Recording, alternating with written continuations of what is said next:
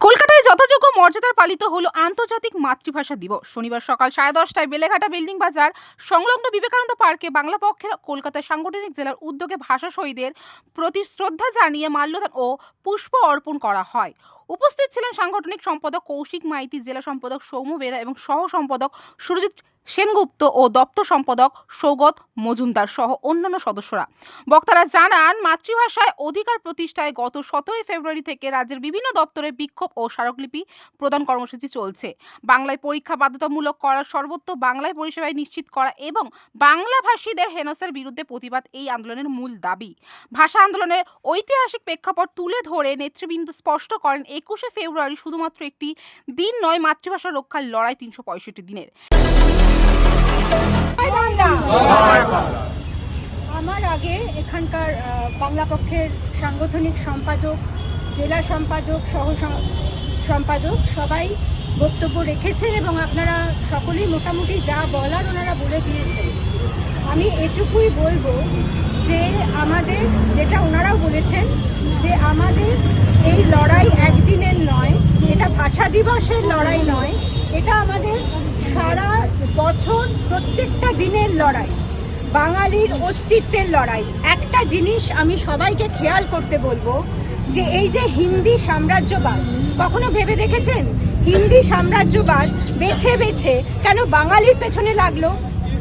যদি বাঙালিকে নিয়ে ওদের কোনো অসুবিধা না থাকতো তাহলে ওরা উপেক্ষা করতো আমাদের পেছনে কেন পড়েছে?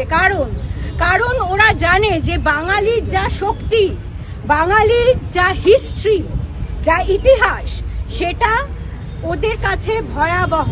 ওরা জানে ওরা আমাদের ভয় পায় এবং বাঙালিকে ভয় পায় বলেই ওরা বাঙালিদের পেছনে এভাবে লেগেছে, বাঙালিকে দমন করতে চেষ্টা করছে। এটাই হচ্ছে আসল কথা, যে বুঝে নিন, সবাই এটা মাথায় ঢুকিয়ে নিন যে বাঙালিরা আসলে অনেক বেশি শক্তিশালী। আমরা যেখানে এতটা শক্তিশালী, সেখানে আমরা সবাই যদি একজোট হয়ে এই প্রতিকার করি, তাহলে কোনো হিন্দি সাম্রাজ্যবাদ, কোনো উর্দু সাম্রাজ্যবাদ আমাদের কাছে আসতে পারে না। তাদের কোনো কিছু, তারা মাটিতে ধূলিসাৎ হয়ে যাবে। এবং বাংলা পক্ষের এটাই সবার কাছে প্রতিজ্ঞা, যে আমরা এই হিন্দি সাম্রাজ্যবাদ, উর্দু সাম্রাজ্যবাদকে নস্যাৎ করে দেব। পশ্চিমবঙ্গে বাঙালি থাকবে, বাঙালির অস্তিত্ব থাকবে, বাঙালির সর্ব কাজে বাঙালির এগিয়ে থাকবে।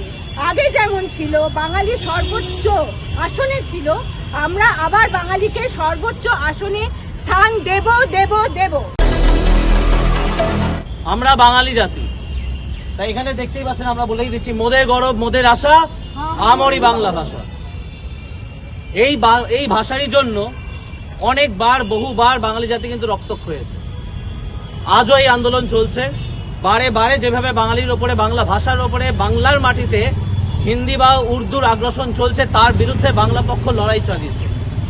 আর এই লড়াইয়ে আমরা চাই, আমরা যেভাবে লড়াই করছি, আপনারা প্রত্যেকে আসুন, এই লড়াইয়ে সামিল হন। আমরা শুধু এটা বলি না যে বাংলা ভাষাকে রক্ষা করছি, বাংলা ভাষাকে কেন রক্ষা করছি সেটাও দেখতে হবে। বাংলা ভাষা রক্ষার জন্য শুধু এটা নয় যে সংস্কৃতিকে আমরা রক্ষা করছি। বাংলা ভাষা বা একটা জাতির ভাষা রক্ষার পেছনে তার অন্যতম কারণ হচ্ছে অর্থনৈতিক। আগে হ্যাঁ, যদি আমরা নিজের জাতির ভাষা রক্ষা করতে পারি, তাহলে কিন্তু অর্থনৈতিক রক্ষা হয়। কারণ আমরা এখানে বলছিও, নিজের মাতৃভাষাকে জীবিকার ভাষা, কাজের ভাষা করে তোলার আহ্বান আমরা বারবার জানাই। আমরা এই সপ্তাহে 17 তারিখ থেকে গতকাল অবধিও, 20 তারিখ অবধিও বহু শহরের বহু সরকারি অফিসগুলোতে আমরা আমাদের দাবি নিয়ে গেছি, ডেপুটেশন জমা দিয়েছি। সেটা পিএসসি ভবন হোক, কলকাতা কর্পোরেশন হোক, আর অন্যান্য বিকাশ ভবন হোক, প্রত্যেক জায়গাতে গেছি। কেন গেছি?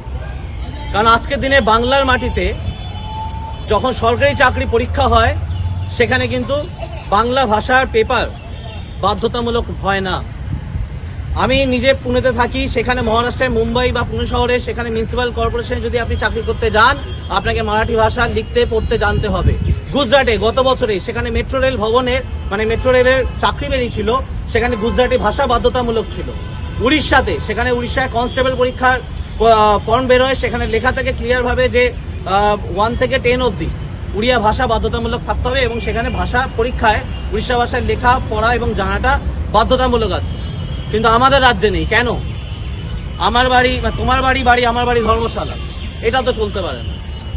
তাই ভাবুন, যদি আপনি আপনার ভাষার জন্য লড়াই করেন, আপনি যদি আপনার ভাষার দাবিতে লড়াই জানান, তাহলে কিন্তু এখানে প্রত্যেকটা সরকারি চাকরিতে আমাদের এখানকার ছেলেমেয়েরা কাজের আগে সুযোগ পায়, এর মাধ্যমে তাদের জীবিকা নির্বাহ হয়।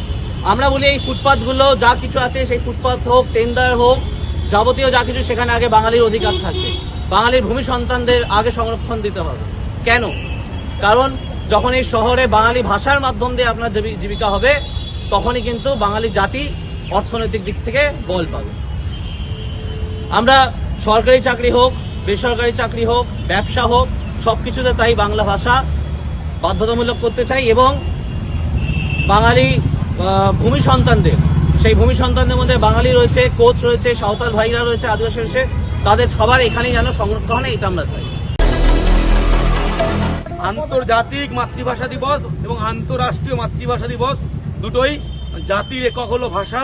বিভিন্ন জাতির, সব জাতির আজকে মাতৃভাষা দিবস। এই যে 21শে ফেব্রুয়ারি আন্তর্জাতিক মাতৃভাষা দিবস ইউনেস্কো স্বীকৃতি দিয়েছে। বাংলা ভাষার জন্য রক্ত ঝরিয়েছে বীর বাঙালিরা। শুধুমাত্র 21শে ফেব্রুয়ারি না, 19শে মে 1961 সালে শিলচরে 11 জন বীর বাঙালি শহীদ হয়েছিল আসাম পুলিশের গুলিতে, আসাম রাইফেলসের গুলিতে। পৃথিবী পেয়েছিল প্রথম মহিলা ভাষা শহীদ কমলা ভট্টাচার্যকে। আমরা দেখেছি বাংলা ভাষার জন্য আন্দোলন করে মানভূম, অখণ্ড মানভূম থেকে পুরুলিয়া ভেঙে বাংলার অন্তর্ভুক্ত হয়েছে 1 নভেম্বর 1956 সালে। অর্থাৎ বাংলা ভাষার জন্য লড়াই বাঙালি রক্তে। ভাষার জন্য গোটা পৃথিবীতে রক্ত ঝরিয়েছে এবং রক্ত দিয়েছে, শহীদ হয়েছে মূলত বাঙালি। তারপরে 1963 সালে হিন্দি সাম্রাজ্যবাদ বিরোধী লড়াইয়ে তামিলনাড়ুতে যে রক্তক্ষয়ী সংগ্রাম আমরা দেখেছি, তার ফলে অহিন্দি জাতি হিসাবে যতটুকু আমাদের অধিকার বেঁচে আছে তার একটা কারণ 1963 সালে হিন্দিকে একমাত্র সরকারি ভাষা বানানোর বিরুদ্ধে তামিলনাড়ুতে রক্তক্ষয়ী সংগ্রাম, সেটা আজকে আমাদের বাঙালি হিসাবে কিছুটা অধিকার দিয়েছে। তাই সমস্ত বাংলা ভাষা আন্দোলনের শহীদ এবং অহিন্দি জাতি সমস্ত লড়াইয়ের শহীদ এবং লড়াকু সহযোদ্ধাদের শ্রদ্ধা এবং প্রণাম জানাই। ক্যামেরা জয়ের সাথে আমি রিঙ্কি, নিউজ কলকাতা 24।